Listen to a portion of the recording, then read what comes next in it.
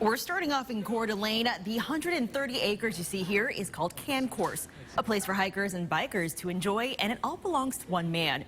But his neighbors aren't thrilled that he's sharing it with everybody. Those neighbors say there's too much noise and too many people parking in the area. Good evening, I'm Nia Wong. And I'm Aaron Luna. Those homeowners went straight to Coeur County, which says it's trying to figure this out. Right now they're asking the landowner to get a permit and to follow some new rules. Our Eleni Dow is in North Idaho on how this dispute could impact people who use the area.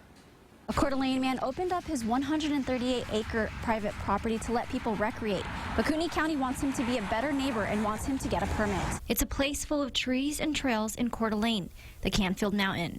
It's close to the city with these homes right next to it. Peak of the summer. There are only a few ways to get onto the trails. One access from the National Forest. One is through Jason Evans' property, land he bought just last year and land he lets others come on and use. They primarily hike or bike through it. The vast majority of use is actually people hiking from the city park that's just over to the north of us, up through the Cancourse into the National Forest to the top of Canfield Mountain. In September, he was given an ultimatum.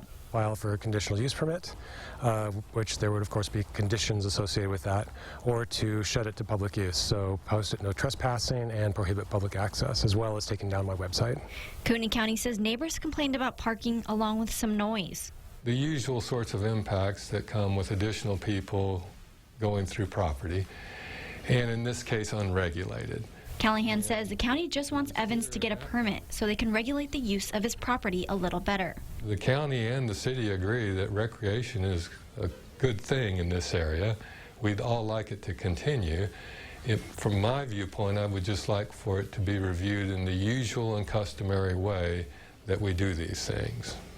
However, Evans worries that if he does get a permit, someday it could be revoked. It would be really easy to be set up for shutdown.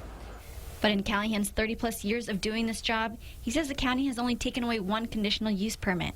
Again, the whole purpose of a conditional use permit is to find conditions by which a land use can be a good neighbor.